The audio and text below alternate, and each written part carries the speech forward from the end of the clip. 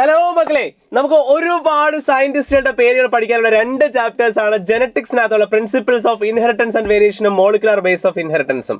ഈ രണ്ട് ചാപ്റ്റേഴ്സിലെയും എല്ലാ ഘടാഘടിയന്മാരായ സയന്റിസ്റ്റുകളെയും നമ്മൾ ഒരു ലിസ്റ്റിലേക്ക് കൊണ്ടുവരികയാണ്. അവരെന്താണ് കോൺട്രിബ്യൂട്ട് ചെയ്തതെന്നും കൂടി നമുക്ക് കൃത്യമായിട്ട് പഠിച്ചു വയ്ക്കണം. കാരണം സയന്റിസ്റ്റിന് നെയിം ചോദിക്കുന്ന ക്വസ്റ്റ്യൻ എന്തായാലും നമ്മുടെ ബയോളജി ക്വസ്റ്റ്യൻ പേപ്പറിൽ ഉറപ്പായിട്ടും ഉണ്ടാകും. സോ അതുകൊണ്ട് ഒരാളെ നമുക്ക് കളയാനില്ല. അപ്പം നേരെ നമുക്ക് ഓരോരുത്തരുടെ കോൺട്രിബ്യൂഷനിലേക്ക് കിടക്കാം. ആദ്യം നമ്മുടെ ഫാദറിൽ നിന്ന് തുടങ്ങാം, ഗ്രിഗർ ജോൺ മെന്റൽ അല്ലെ. അപ്പൊ ഗ്രിഗർ മെന്റൽ ആണ് ഫാദർ ഓഫ് ജെനറ്റിക്സ് എന്നറിയപ്പെടുന്നത്. നമ്മുടെ പൈസം സറ്റൈവം എന്ന് പറയുന്ന പയർ ചെടിയിൽ എക്സ്പെരിമെന്റ്സ് ഒക്കെ നടത്തിയത്, മോണോഹൈബ്രിക്രോസും ലോ ഓഫ് ഡൊമിനൻസും ഒക്കെ കൊണ്ടുവന്നത് പുള്ളിക്കാരനാണ്.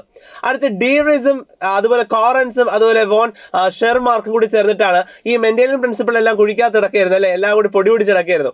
അതെല്ലാം റീഡിസ്കവർ ചെയ്തെടുത്തത് ഈ മൂന്ന് സയന്റിസ്റ്റുകളാണ്. സട്ടണും ബോവറി എന്ന് പറയുന്ന ആൾക്കാർ, ഇവർ രണ്ടുപേരുമാണ് നമ്മുടെ ക്രോമസോമൽ തിയറി ഓഫ് ഇൻഹെറിറ്റൻസ് കൊണ്ടുവന്നത്. സട്ടണും ബോവറിയും കൂടി ചേർന്നിട്ടാണ്. TH Morgan, Thomas Hunt Morgan, പുള്ളിക്കാരനാണ് ഡ്രോസോഫില്ലെ ഉപയോഗിച്ചുകൊണ്ട് chromosomal theory of inheritance prove ചെയ്തെടുത്തത്. സോ അത് പ്രൂവ് ചെയ്ത ആരും ചോദിച്ചാൽ TH മോർഗൻ. അടുത്തത് ആൽഫ്രഡ് സ്റ്റുഡ്വെന്റ്. ആൽഫ്രഡ് സ്റ്റുഡ്വെന്റ് ആണ് ജീൻ മാപ്പിംഗ് ചെയ്ത്, അത് പുള്ളി TH മോർഗന്റെ സ്റ്റുഡന്റ് കൂടിയാണ് കേട്ടോ, പ്രിയപ്പെട്ട സ്റ്റുഡന്റ് ആണ് സ്റ്റുഡ്വെന്റ്. അദ്ദേഹമാണ് ജീൻ മാപ്പിംഗ് ചെയ്തത് റീകോമ്പിനേഷൻ ഫ്രീക്വൻസി ഉപയോഗിച്ച്. അതുപോലെ ഹെൻകിങ്, കോഴി രാജാവ്, അത് തന്നെ ഹെൻകിങ് ആണ് നമ്മുടെ എക്സ് ബോഡികളെ കണ്ടെത്തുന്നത്, എക്സ് ക്രോമസോമിനെ കണ്ടെത്തിയത്. അപ്പോൾ എക്സ് ബോഡിയെ കണ്ടെത്തിയത് ഹെൻകിങ് ആണ്. ഗ്രാസ് ഹോപ്പറിലെ സ്പേമിനെ കുറിച്ച് സ്റ്റഡി ചെയ്യുമ്പോഴാണ് ഹെൻകിങ് അത് കണ്ടെത്തുന്നത്.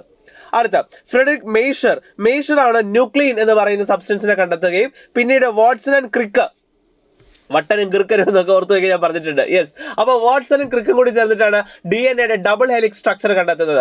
ആ DNA ഡബിൾ ഹെലിക്സ് സ്ട്രക്ചറിന്റെ ഓരോ ഫീച്ചേഴ്സ് നമ്മൾ ഡീറ്റെയിൽ ആയിട്ട് പഠിക്കുന്നുണ്ട്. അതുപോലെ ചർഗാഫ് റൂൾ എന്ന് പറയും അല്ലേ, അതായത് അഡിനിൻ ആൻഡ് ടു തൈമിൻ റേഷ്യോയും ഗ്വാനിൻ ടു സൈറ്റോസിൻ റേഷ്യോയും എപ്പോഴും കോൺസ്റ്റന്റും =1 ആയിരിക്കും എന്ന് പറയുന്ന ആ റൂള്, ചർഗാഫ് റൂള്, അത് കൊണ്ടുവന്ന ചർഗാഫാണ്. സത്യത്തിൽ ഈ മൂന്ന് പേരും DNA സ്ട്രക്ചർ കണ്ടുപിടിക്കുന്നതിൽ ഭയങ്കര കോൺട്രിബ്യൂഷൻ ചെയ്തതുകൊണ്ട് മൂന്ന് പേർക്കും ഒരുമിച്ചാണ് നൊബേൽ പ്രൈസ് കൊടുത്തത്. അത് ഫ്രാൻസിസ് ക്രിക്ക് ആണ് സെൻട്രൽ ഡോഗ്മ കണ്ടെത്തുന്നത്. ഷുവർ ക്വസ്റ്റ്യൻ ആണ് സെൻട്രൽ ഡോഗ്മ. അപ്പൊ കണ്ടെത്തിയത് ആരെയൊന്നും മറക്കണ്ട, അത് നമ്മുടെ ക്രിക്കനാണ്, ഫ്രാൻസിസ് ക്രിക്ക്. അടുത്ത ഗ്രിഫിത്ത് ആണ് ട്രാൻസ്ഫോമിംഗ് പ്രിൻസിപ്പിൾ കണ്ടെത്തുന്നത്. ഗ്രിഫിത്ത് എന്ന് പറയുന്ന സയന്റിസ്റ്റ് ആണ്. ആ എസ് ട്രെയിനെയും ആർ സ്ട്രെയിനും ഉപയോഗിച്ചുള്ള എക്സ്പെരിമെന്റ്, നമുക്ക് ഒരിക്കലും മറക്കാൻ പറ്റാത്ത എക്സ്പെരിമെന്റ് അത് തന്നെ. ആവറി മെക്ലിയോഡ് ആൻഡ് മെക്കാർട്ടി ആണ് ഈ കണ്ടെത്തിയ ട്രാൻസ്ഫോമിംഗ് പ്രിൻസിപ്പിൾ DNA ആണ് എന്ന് കൺഫേം ചെയ്തത്. സോ ഈ മൂന്ന് പേരും കൂടി ചേർന്നിട്ട്, ആവറി മെക്ലിയോഡ് ആൻഡ് മെക്കാർട്ടി, മൂന്ന് പേരും കൂടി ചേർന്നിട്ടാണ് DNA ആണ് ട്രാൻസ്ഫോമിംഗ് പ്രിൻസിപ്പിൾ എന്ന് പ്രൂവ് ചെയ്തെടുത്തത്. പക്ഷേ DNA ആണ് ജനറ്റിക് മെറ്റീരിയൽ എന്ന് ലോകം അംഗീകരിച്ചത് ഹെർഷി ആൻഡ് ചേസ് എക്സ്പെരിമെന്റിലൂടെയാണ്. ലോകം അംഗീകരിച്ച എക്സ്പെരിമെന്റ് ആണ്. ബാക്ടീരിയോഫേജിനെ ഉപയോഗിച്ചിട്ടുള്ള എക്സ്പെരിമെന്റ്, ഐസോടോപ്പുകൾ, ഫോസ്ഫറസിന്റെയും സൾഫറിന്റെയും ഐസോടോപ്പുകൾ ഉപയോഗിച്ചിട്ടുള്ള ആ എക്സ്പെരിമെന്റ്. അത് കഴിഞ്ഞിട്ട് മിസൽസൺ ആൻഡ് സ്റ്റാൾ എക്സ്പെരിമെന്റ് ആണ് നമുക്ക് പഠിക്കാനുള്ളത്. അതുവഴിയാണ് semi conservative model of DNA replication നമ്മൾ പ്രൂവ് ചെയ്യുന്നത്. നൈട്രജൻ 14, 15 എന്ന് പറയുന്ന രണ്ട് ഐസോട്ടോപ്പുകളെ ഉപയോഗിച്ചുകൊണ്ട് DNA സെമി കൺസർവേറ്റീവ് ആയിട്ടാണ്, ഒരു സ്ട്രാൻഡ് പുതിയതും ഒരു സ്ട്രാൻഡ് ഓൾഡ് സ്ട്രാൻഡുമായിട്ടുള്ള മെത്തേഡിലാണ് റെപ്ലിക്കേഷൻ നടക്കുന്നത് എന്ന് പ്രൂവ് ചെയ്തത് മിസൽസൺ ആൻഡ് സ്റ്റാൾ എക്സ്പെരിമെന്റിലൂടെയാണ്. ടെയ്ലറും എറ്റാളും കൂടി ചേർന്ന് ഇതേ semi conservative model of replication ചെടികളിൽ അല്ലെങ്കിൽ യൂക്കാരിയോട്ടിക് സെല്ലിൽ പ്രൂവ് ചെയ്തു. ഏത് ചെടിയാ?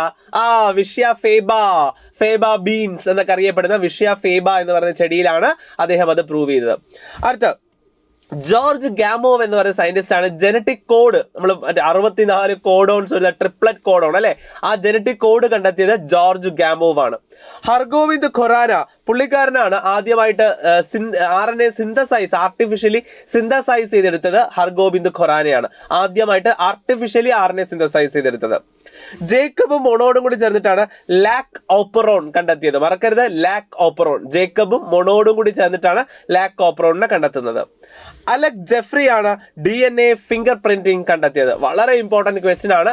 അലക് ജെഫ്രി ആണ് ഏത് കണ്ടെത്തിയത്?